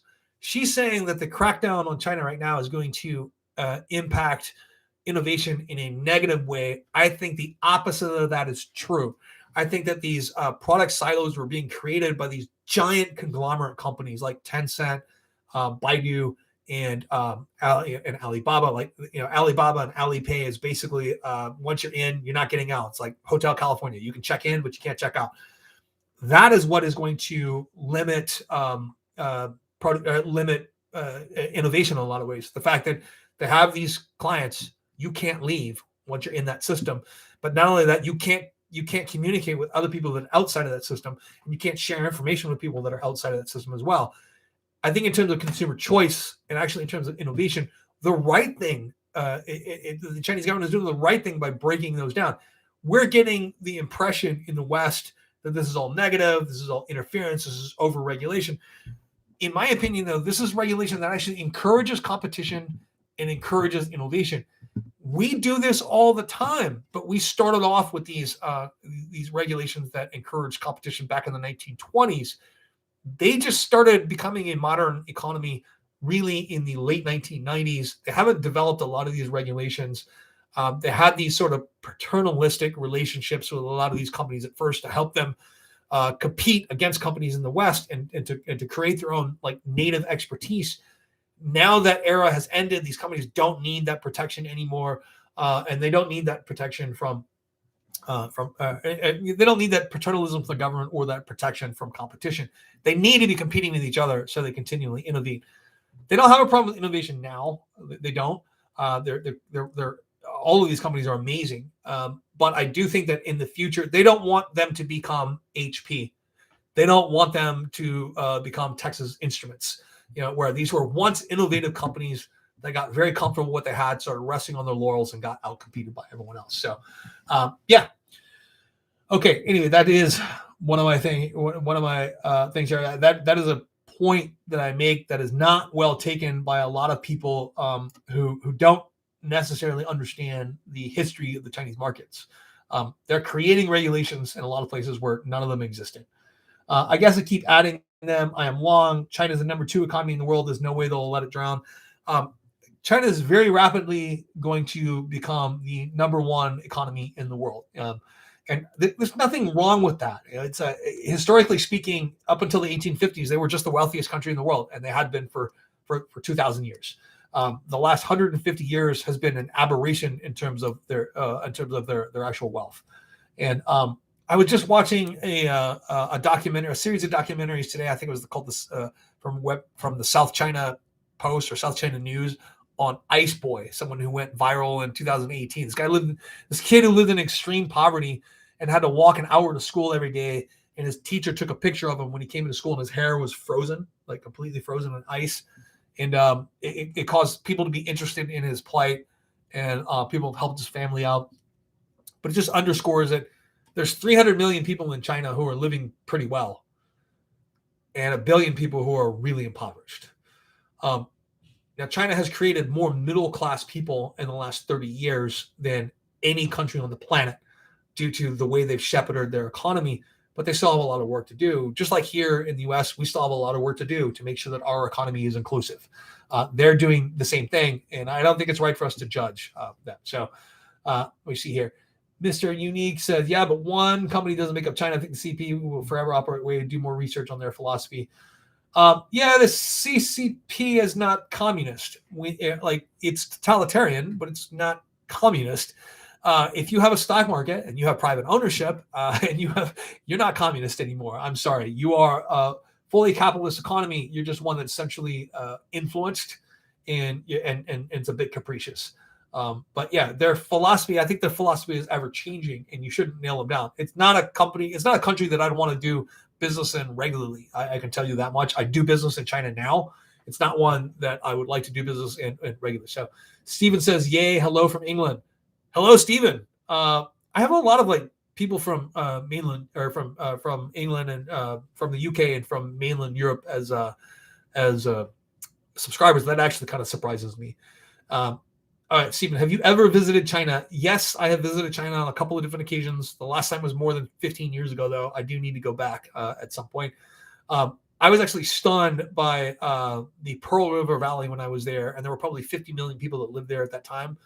And from what I understand, it's even more massive today. My fiance would like to add a CFP license to her accounting background. Any advice? Yes. Take the Tim Zahn preparatory course. So number one, I did my 2 years of study for the CFP. You have to take, it's like 2-year course load for the CFP. And then you have to have, I think, 4 years of actual practice as a financial planner before you get your CFP. And then you have to take what's called the capstone course. We actually build financial plans that are judged by someone. And then you go and take the test. Now, if I'd have done all that work and then taken the test with my current knowledge, I probably would have failed it. Because I realized that a lot of the CFP test is actually trying to trick you with some common misconceptions. And it just, a lot of it's trying to trick you and not actually test your knowledge. They assume that you have the knowledge when you go in there.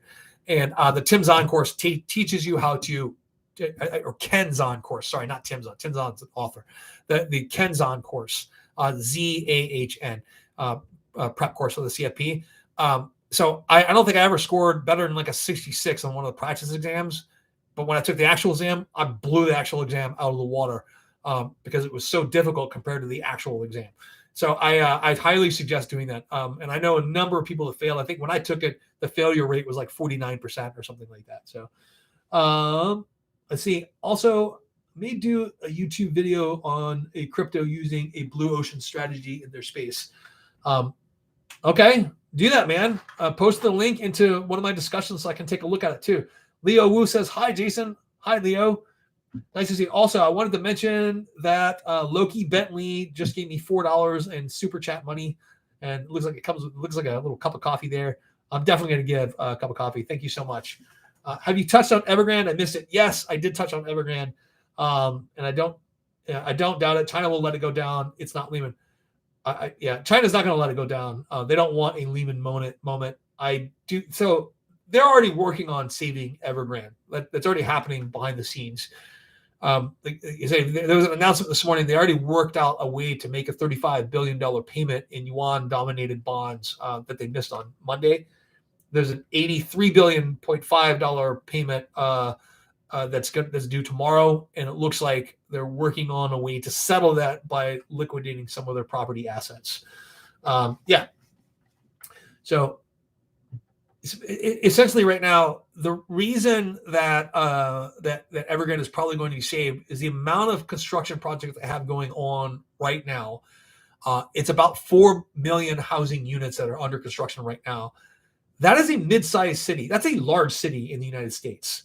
4 million people is a large city in the United States. So basically, they have an entire large city of 4 million people, a city the size of Houston, right, and its surrounding areas like Houston, Texas. That's roughly 4 or 5 million people in their metropolitan area. They have enough housing units under construction by that one company to fill up Houston. They're not going to let them go under. That is going to have massive. I'm telling you, the CEO is going to suffer. When I say their heads are going to roll, I mean it may actually literally be heads rolling in this case. They have done that before, but yeah. So have you read the investment book, The Zulu Principle by Jim Slater? I have not read The Zulu Principle. Bram Mormon says average IQ in North America is 100, in Asia it's 105. Hard to admit it, but we have to accept it. Actually, that is not true. The average IQ in America is 100. The average IQ of Asian Americans is 105. And that has to do with selection. But before the Immigration Act of 1965 was passed, and this is based on all these numbers are based on was it the bell curve that was written in the 1980s, and it was really a treatise on that. But almost all of the IQ testing was done in the United States, not outside of the United States. They didn't have good numbers for Asia, and they used Asian Americans as their proxy. Not actual Asian people in East Asia. So that's actually a really controversial subject, though. But one of the reasons that happened, though, is prior to the Immigration Act of 1965. If you weren't an engineer or a doctor or a scientist and you were Asian, it was almost impossible to immigrate here. So would you ever consider opening your own restaurant as a business? So I own a small slice of a pizza place, and I own a small slice of a bar. I would not consider running that business on my own. And the bang for your buck in terms of how much money you're going to make versus how much time you work there is not worth it. The bar is a different story, but owning a restaurant where a lot of to be classified as a restaurant and to get certain licenses in a lot of states, you have like 50% of your receipts or more have to come from food sales. And if 50% or more of your receipts are coming from food sales, you are working very hard, my friend. You're probably putting in 16-hour days to run that restaurant. That's not something I want to do. I like to work. I don't like to work 16 hours a day. I want to do things that I don't consider work at all, like this live stream right now. Steven says, why didn't I buy more Sofi yesterday when I had the chance? Yeah. Anyway, Bram, so if you want to avoid being called names, I probably wouldn't mention that IQ study again. It is enormously controversial, and no one is logical about the things that are said about that. So, people are really way too emotional about that. So Sofi at $14.90 a share or whatever it was, or $15.30 a share yesterday was a good buy. I still think Sofi was a good buy today. I think that you're still going to have plenty of opportunity to get in at around $15 a share. I wouldn't worry about it too much. I don't think you missed an opportunity there. Oh, it's a slice of a pizza restaurant. Great pun. You know what? I didn't even think of it as being a pun at the time. But yes, it is true. I gave them money and rescued them when they were in a little bit of trouble because of a divorce years ago. And that has paid off over the years. That was something that was very fortunate. Same thing happened when the pandemic happened. I bought part of a bar knowing that it was going to be shut down for like a year or more. So I don't know what's going to happen with that business yet. That may end up being an investment where I lose everything on it, or we may be able to liquidate the liquor license and the assets and I can recover some of my investment, or we might open up. I don't know. We still haven't decided. That's still up in the air. So when do you think supply chain COVID hiccup will settle down? 2022, 2023, beyond? Probably 2022. I don't know why everyone expected things to snap know why that was an expectation. I don't know why means for a lot of things that we make are really long and complicated and global. And if you shut it down in one place and all the people that work there go out and find other things to do, which is, this is what is happening right now with labor for certain industries here. We spent, the last couple of years telling people in certain jobs that they're not worth a $15 minimum wage, and we keep telling them go out and get an education to find a better job. Then the pandemic happens, and all the restaurants shut down, and a lot of jobs that were lower paying shut down, and all these people went out and found better paying jobs where they feel like they're more respected, or they were able to do something else. I think it has less to do with government benefits and more to do with the fact that we spent the last decade telling people they didn't deserve a living wage. And then when even the low wages they were making got taken away by the pandemic, a lot of these people went out and found better jobs. That was the motivation they need, the kick in the butt that they needed to go out and change their lives. And now those people aren't coming back to low paying restaurant jobs. Like, why would you do that? So on my last live stream, I think I mentioned the fact that my lowest paid employee makes like $18 an hour, $36,000 a year or so. And I don't have a problem paying people a wage, but I pay everyone that works for me a base salary plus a commission in a lot of cases, because I believe that you will work for money if you see a direct benefit for you. If you have stable income and no way to earn more based on performance, you won't perform. That is my firm belief. And that is a belief that I have backed up with lots of data. And I've experimented with the different companies in terms of pay and how to get people to be more effective and more productive. That commission element. And a lot of people don't realize that every job is actually, almost every job is really a sales job. And you have to be able to produce. And so Xpeng says they're about to deliver between 12,500 and 14,000 units in the fourth quarter. So what's the stock price that will reach by that time? There is no way to predict what the stock price is to reach at that time. They could blow away that delivery figure and hit 20,000, which I don't think it's going to happen because of supply constraints. But I don't think there's a way to predict where that price is going to be. So it's just now, it's happened only 3 or 4 times where Xpeng's price has been higher than Nio's price. I think that Xpeng's price should have been higher than Nio beginning around March and should have stayed there for a couple of different reasons. And most of them have to do with the progress that they're making in terms of building and owning their own operation. But yeah, so I'm actually a little bit more positive on Xpeng functionally than I am Nio. A little bit more positive on Nio because of branding than I am on Xpeng. And I can tell you, branding is the one thing that I consistently have underestimated in my career. So, Steven says, "Would you reveal your vaccine status? Or is that too personal?" Dude, I volunteered for the Moderna trial, and they didn't take me, and I volunteered for the booster trial, and I wasn't taken. So, as soon as I was able to take the vaccine, I took it because I own the Brazilian Jiu-Jitsu Academy, 2 of them actually. There's no such thing as social distancing if you're rolling around on the ground trying to choke each other and do arm bars, right? And if I could make, if I felt right about making a mandate to be vaccinated in my businesses, I would. I just don't feel right mandating it. I feel like everyone should make the intelligent decision, but I know that there are people that are not vaccinated. And a lot of that has to do with misunderstanding. Like I said, scientific education in the United States is extremely poor. Before, it is really weird, but before Facebook came along, I thought everyone had a basic understanding of the scientific method and how that is the one way that humans can determine what facts are in the universe. Truth is a philosophical thing. I'm talking about facts. You can find out what works and what doesn't work by using the scientific method because it eliminates emotions, takes emotions out of the equation. It subjects all of your research to the inspection, ridicule of others. So basically, you everything. If you produce information that's incorrect, eventually it's going to get discovered, right? Not by some dumbass on the internet. It's going to be discovered by some other scientist. I thought people understood that, right? I was really wrong. I vastly overestimated the education level of the average person in America. And I really don't understand how I was so off in my estimation of what people understand about science.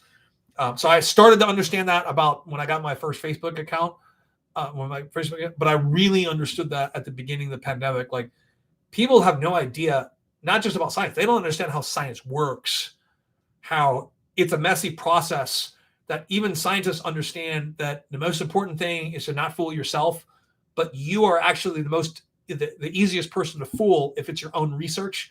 And that is why we publish. That is why your data has to be published, right? I don't know if you guys remember last year, there was some like big publicity event where these frontline doctors came out. They're all in their white coats in front of the Supreme Court building for some reason, talking about all this COVID thing. And there was one lady in particular who was talking about the 450 patients that she's treated with a certain protocol. There's another lady talking about the thousands of patients she treated with a certain protocol. So after that period, they were all asked, "Hey, where's your data?" So it's been a year and no one's produced any data. So we don't know if their observations were anything more than just anecdotal feelings that they developed from, or they actually had data recorded where we actually know if their assertions are actually correct. Because there's all kinds of assertions that can be made by looking at data in small samples or even larger samples with poor methodology, where you come to a conclusion that's incorrect. The history of science is really the history of most people being wrong about most things most of the time, until you come out with research that's unassailable. Like, even looking at Sir Isaac Newton, his gravitational laws, which are still considered laws today, it was 150 years before we realized, hey, there's a problem with the way gravity works in certain environments, and Newton's laws don't explain everything. So this is about 1860, right, when this started to happen, 1850, 1860. And it took another 50 to 65 years until Einstein first came out with special relativity and then general relativity, which not only satisfied everything about Newton's laws of gravitation that were true and proven to be true, but also filled some of the gaps in the things that weren't true. So it had to not only explain everything that Newton's laws explained flawlessly, but also explain some of the things and people don't understand that process is messy, that people say things that don't work or are wrong all the time.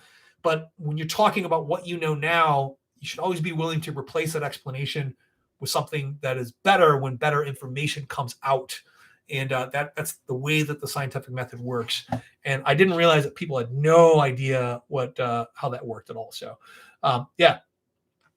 But I don't know what's in it, says the man eating a processed Hostess cupcake. That's true. That's the thing is the same people are willing to take hydroxychloroquine or ivermectin, which I took ivermectin, but not for for COVID. I took it a long time ago when I went to go work in South America to prevent worms. It was a prophylactic to prevent worms or something. The doctor prescribed it. I took it. So that was actually horrible for me. It caused like massive digestion issues for about a week. So yeah. How long do you think the Evergrande crisis will impact the markets for? It depends on how bad the Chinese government lets things go. And I think they're going to let people suffer a little bit.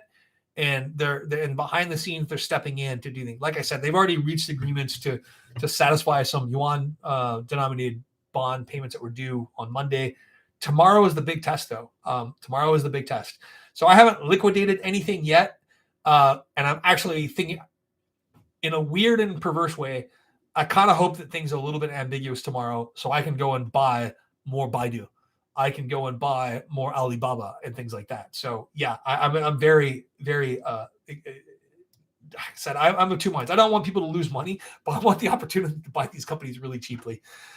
In regards to prices, is it coming down or is this the new norm? So when it comes to inflation, let's look at inflation in real terms. Target inflation for the Fed is 2.76% annually, between 2 and 3% annually, right? It's really averaged 2.76% or so over the last 40 years, which has been close enough to what the Fed expects. And they do that for a couple of different reasons. They want our purchasing power, so again, for foreign imports to continually decline.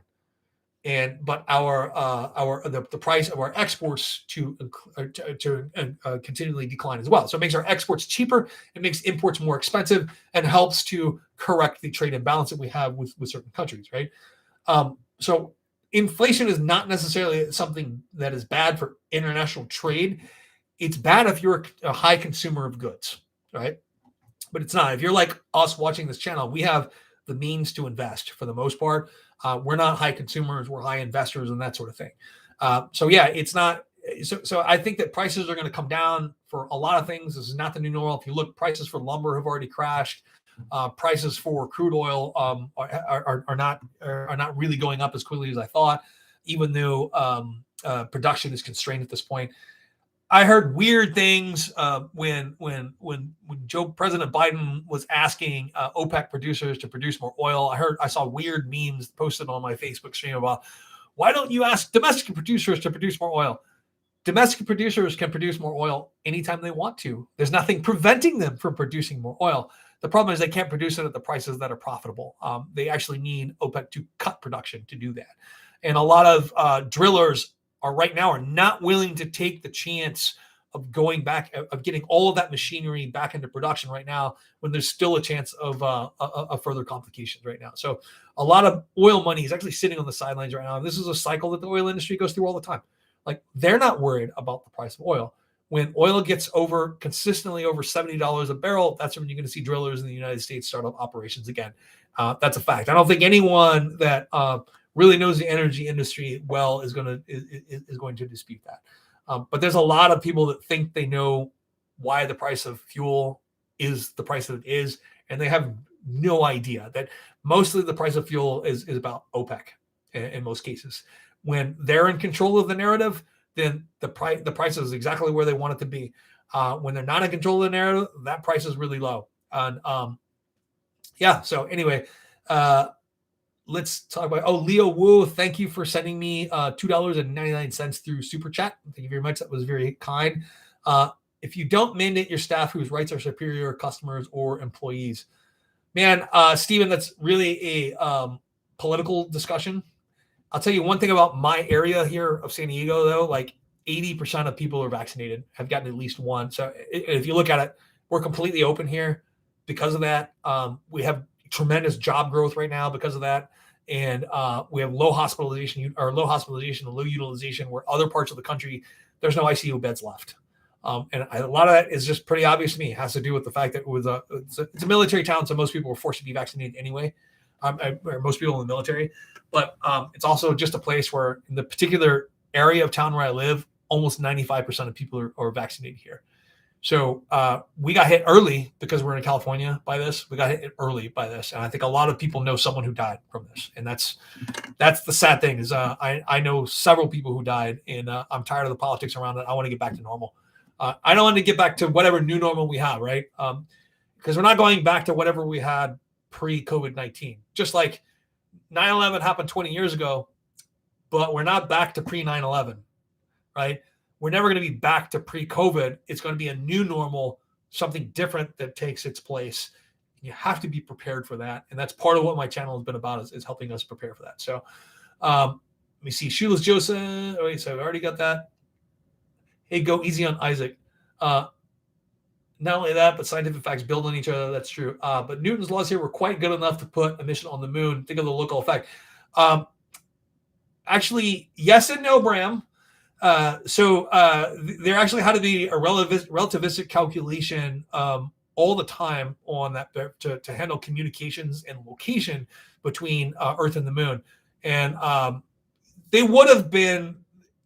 you're right, though. They would have been good enough. You could have done all of that without relativity. But one thing you can't do without relativity is actually use a GPS on your cell phone. And I can go through the math with you. One of the, join my Patreon group, and I'll go through the math and show you that without Einstein's law of relativity, you can't use your GPS on a cell phone. All right, and also without quantum mechanics as well. So, which quantum mechanics is really fascinating because I'd say that lots of people use quantum mechanics. We can make predictions on quantum mechanics, but maybe 50 people worldwide actually understand why it works. And I'm not one of those. So, yeah. Patrick Dillon says, thank you for answering all of my questions. Awesome. Any thoughts on crypto regulation? Yeah, I did a video on this earlier. I'm of the opinion that almost what's come out now is basically a decision by the IRS not to treat it as a currency. It's speculative. It's an asset, and you're going to pay capital gains on it and that sort of thing. And I am of the opinion right now that any regulation that is currently proposed for crypto is actually bad regulation because we just don't know enough about how the market is going to go. We can't protect people. We can't protect people from their stupidity in all cases because that prevents innovation, right? We have to let DeFi develop on its own. Unless the government decides that they don't want DeFi to happen. I think DeFi is two things. It can actually be an important tool. I think it's an important innovative platform. I think it could be mildly disruptive to central banks. I don't think it'd be completely disruptive to central banks. But I think it could be an important tool for democracy as a store of value. It allows people that want to leave a country to convert their assets into something that can't be tracked by their government, and they can just leave, right? A lot of people, as I said, it's an important tool for democracy, it's an important tool for freedom, it's an important tool for privacy in a lot of ways, that in ways that we don't even understand yet. And if I look at, I was just talking to him, I went fishing last weekend, and I'm talking to my buddy about his family, that he had family that came from Ukraine, family that came from Romania, and family that came from all over the place, and how they all ended up as refugees during World War II, and how they were enormously wealthy families prior to World War II, like nobility wealthy, could buy and sell, entire towns, and ended up coming here to the United States with nothing after living as working as insurance salesman in Warsaw or something, and then even losing that in that position and having to go to the United States with nothing but the clothes on their back. Wouldn't it have been easier? Wouldn't it have been better if they could have taken some of their assets, converted into digital assets, stored in an online wallet? They could leave a country and know that they had, assets that they could keep with them and transportable wealth. This is actually something that I worry about quite a bit. I know it's a weird thing to worry about, but yeah. Chris or Demo says, did you get some Alibaba? I added some, I think right around 155 or something like that. That was more than a couple of weeks ago. One of the times that it dipped. I want to add more, but I'm opening another business this year, and that's sucking up a lot of my available capital. So I'm not able to invest more than a couple $100 a month in new dollars right now because, like I said, that other new business is going to be capital intensive. Cosmology is a big can of worms. Astronomy is not. That's true. It's not experimental science. Yes. Do you invest in penny stocks? Very rarely. So I did, what was it? Nano Dimension last year. I did a couple videos on Nano Dimension. I bought some Nano Dimension. I didn't do a video on Bio Nano, and mostly because I actually talked to someone who works with that product, and she was telling me that it's not all that special, and she didn't understand the hype behind it. I love the technology behind Nano Dimension. I really do. I'm just not sure that they're going to be able to execute on what their plans are. So, yeah. Let me see here. Let me scroll down, look at some more comments. And then nothing solves high oil prices like high oil prices. Yes, but oil prices actually aren't really all that high right now. Not just really restarting the pump jacks. Yes, that's true about the oil industry. So we don't get a ton of questions on this channel about the oil industry. So I grew up mostly in Texas. My first jobs were in the oil industry. Some of the first stocks that I owned and I still own most of those stocks, were in the oil industry. It's something I stopped buying oil as of 2020, and I'll probably not buy any more oil stocks, mainly because I think 2020 was kind of the peak of oil consumption in terms of its real peak. And that as we adopt EVs and as we adopt hybrids and as we adopt solar all over this country and other types of power generation, that the need for oil is going to decline. I've said this over and over and over on this channel that 49% of all oil consumption in this country, end use consumption, is actually for light passenger vehicles, roughly 8% of it's for trucking, and 13% of it's for air travel, right? So we're probably not going to get rid of that 13% for air travel, but we're probably going to get rid of 57% of that in other types of transportation, and even in rail travel, which is another 5% or so, and then maritime travel is another 5%. You got to check my math, but I think that leaves 26% for non-transportation uses for petroleum. Those are likely to grow. Those non-transportation uses like plastics and things like that, but all the rest of that's likely to decline. And even petroleum use for plastics could decline if some of these algae technologies that are being worked on right now, people figure out a way to use it. So I didn't intend on being on for 2 hours, guys. So I'm going to try and answer, get through more questions here. Have you tried Phil's barbecue? It's my biggest motivation to San Antonio every time. Dude, Leo, I got to tell you, I'm a Texan, man. Where I'm from, that Phil's would even stay a business. I know that I'm going to get some hate from San Diego people from that, but I eat my own barbecue, man. I'm not going to Phil's. I'm not going to stand in line for what I consider really to be substandard. And I realize that I'm insulting your food, and I apologize for that. But Leo, I've got my own smoker. You got your own smoker. You can make better barbecue than you can. If you have room to have a smoker at your house, you can make better barbecue than Phil's. I'm telling you. Phil's barbecue is lacking that true smoked flavor. But there's other great reasons to come down here for food. So yeah, you will get fact checked on the channel. On this channel, yes, I do get fact checked on the channel. I'm usually pretty confident, even though it seems like I'm free-forming everything. This is stuff that I've researched ahead of time. She says I like Bram. Bram is cool. He's actually one of my earliest subscribers. I think he subscribed last year in August or something. Have you done a video on AI and how it's investable? I actually have that script already written and the research already done. I need to modify that and make sure. So, do you invest in UK shares? I do not. I don't. I probably should. I tend to hold most of my investments outside of the United States. If they're not traded on through ADRs here, I just hold them through ETFs usually. Always felt that oil is much too valuable. Dude, just called your taste in food substandard. Yeah, I'm sorry, man. I did. I'm sorry.